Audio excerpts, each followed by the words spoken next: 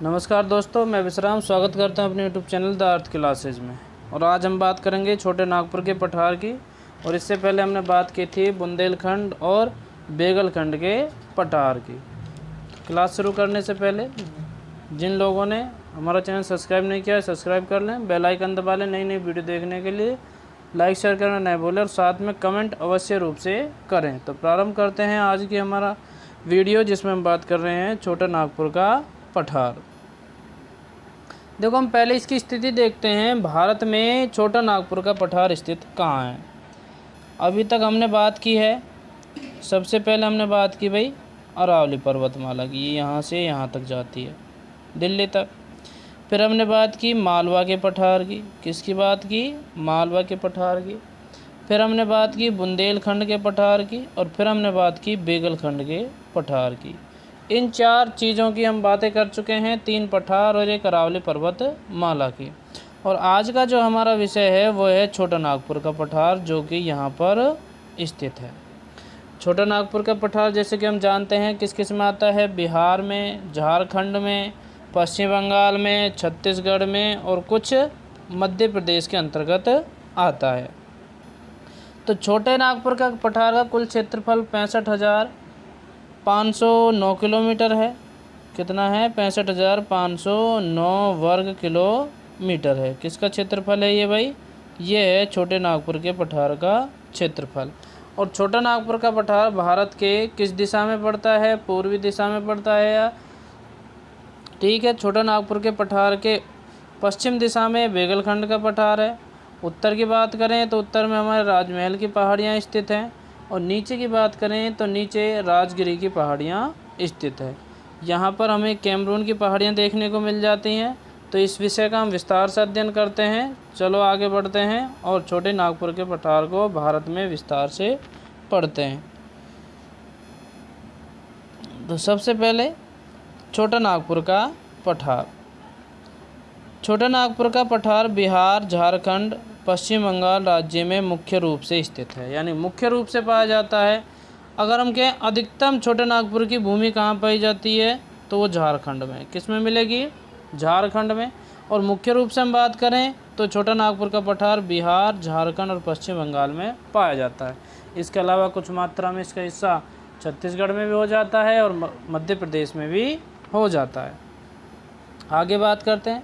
छोटा नागपुर का पठार पूर्वी पठार कैम्ब्रियन युगीन चट्टानों से बना हुआ है। छोटा नागपुर का पठार पूर्वी कैम्ब्रियन युगीन चट्टानों से बना हुआ है, यानी कि इसका निर्माण कब हुआ? कैम्ब्रियन युग में हुआ। कब हुआ? कैम्ब्रियन युग में छोटा नागपुर का पठार का क्या हुआ भाई? उद्भव हुआ, इसका निर्माण हुआ। छोटे नागपुर का पठार का नामकरण यहाँ के प्राचीन समय में एक नागा राजवंश था। कौन सा था? नागा राजवंश, जिसका राजा था नागा। उसके नाम पर ही इसका नाम क्या हुआ भाई? छोटा नागपुर का पठार हुआ। छोटे नागपुर का पठार का कुल क्षेत्रफल 65,509 वर्ग किलोमीटर है। कितना है? 65,509 वर्ग किलोमीटर है। इस पठार की समुद्र तल से औसत ऊंचाई 700 से 750 मीटर है। कितनी है भाई? 700 से 750 मीटर ऊंचाई है समुद्र तल से। मुख्य रूप से छोटा नागपुर के पठार में दामोदर नदी और स्वर्ण रेखा नदी निकलती हैं। कौन सी नदियाँ निकलती हैं? एक तो दामोदर नदी और स्वर्ण रेखा नदी, और दोनों किस में गिरती हैं भाई? बंगाल की खाड़ी में गिरती हैं। आगे बात करते हैं। दामोदर नदी छोटे नागपुर के पठार को 2 भागों में विभाजित करती है।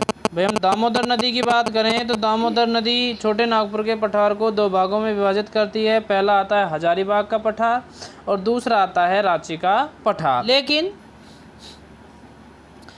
छोटा नागपुर के पठार को हम 3 भागों में बांटते हैं। देखो, नदियां हैं, जो दामोदर नदी है वो छोटा नागपुर को पठार को 2 भागों में बांटती है। कितने भागों में बांटती है? 2 भागों में, हजारीबाग का पठार और रांची का पठार। लेकिन हम अगर छोटे नागपुर के पठार की बात करें तो हम इसे 3 भागों में बांटते हैं।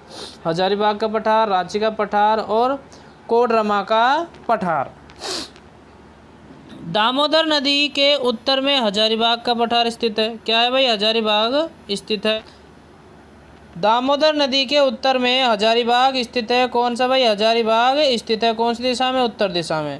वहीं दक्षिण में रांची का पठार स्थित है। दक्षिण में क्या है भाई? रांची का पठार स्थित है।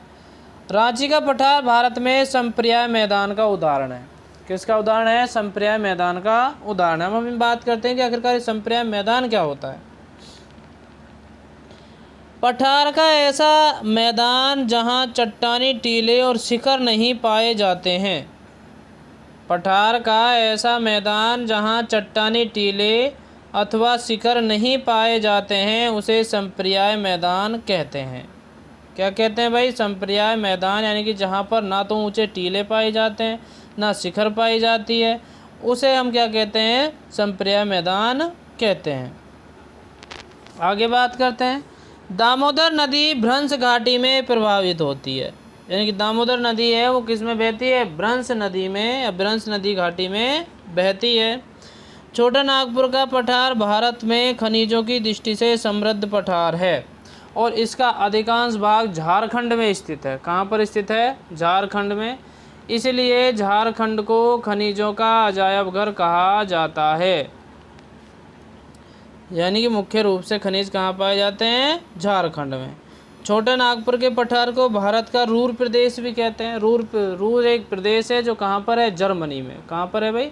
जर्मनी में। रूर क्षेत्र है जो जर्मनी में स्थित है और उसके नाम के आधार पर ही छोटे नागपुर के पठार को क्या कहा जाता है? रूर प्रदेश कहा जाता है। छोटे नागपुर के पठार में सर्वाधिक मुख्य रूप से यूरेनियम पाया जाता है। क्या पाया जाता है? यूरेनियम, जो छोटा नागपुर के पठार के जादूगोड़ा, कौन से स्थान? जादूगोड़ा स्थान से प्राप्त होता है। किस स्थान से प्राप्त होता है? जादूगोड़ा स्थान से प्राप्त होता है। छोटे नागपुर के पठार के उत्तर पूर्व में राजमहल की पहाड़ियाँ स्थित हैं। कौन सी पहाड़ियाँ स्थित हैं? राजमहल की पहाड़ियाँ स्थित हैं। और वहीं छोटा नागपुर के पठार की सर्वोच्च चोटी पारसनाथ है। सर्वोच्च चोटी पारसनाथ है जिसकी ऊंचाई 1366 मीटर है। सर्वोच्च चोटी कौन सी है? पारसनाथ, जिसकी ऊंचाई 1366 मीटर है। अब इसको हम थोड़ा सा मैप में देख लेते हैं। ये हमारा मैप है जिसमें ये वाला हिस्सा है जो सारा क्या है भाई? छोटे नागपुर का पठार है। क्या है भाई? छोटे नागपुर का पठार। इसका कुल क्षेत्रफल कितना है? 65,509 वर्ग किलोमीटर है। कितना है? 65,509 वर्ग किलोमीटर है। इसके हम उत्तर पूर्व की बात करें तो यहाँ राजमहल की पहाड़ियाँ स्थित हैं। कौन सी पहाड़ियाँ स्थित हैं? राजमहल की पहाड़ियाँ स्थित हैं।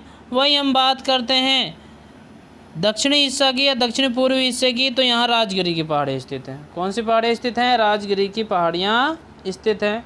और जो सर्वोच्च चोटी है वो पारसनाथ की चोटी है जो कहाँ पर स्थित है? कहाँ पर स्थित है भाई? छोटे नागपुर के पठार में स्थित है, जिसकी ऊंचाई कितनी है? 1366 मीटर। कितनी है? 1366 मीटर। वहीं इसमें दो नदियाँ मुख्य रूप से निकलती हैं। एक तो है दामोदर नदी। कौन सी है भाई? दामोदर नदी, जो बंगाली खाड़ी में गिरती है। और दूसरी है स्वर्णरेखा नदी, और ये भी कहाँ गिरती है? बंगाल की खाड़ी में गिरती है। इसके अलावा अब हम बात करते हैं इसकी औसत ऊंचाई। समुद्र तल से इस पठार की औसत ऊंचाई 700 से 750 मीटर है। कितनी है भाई? 700 से 750 मीटर इसकी ऊंचाई है।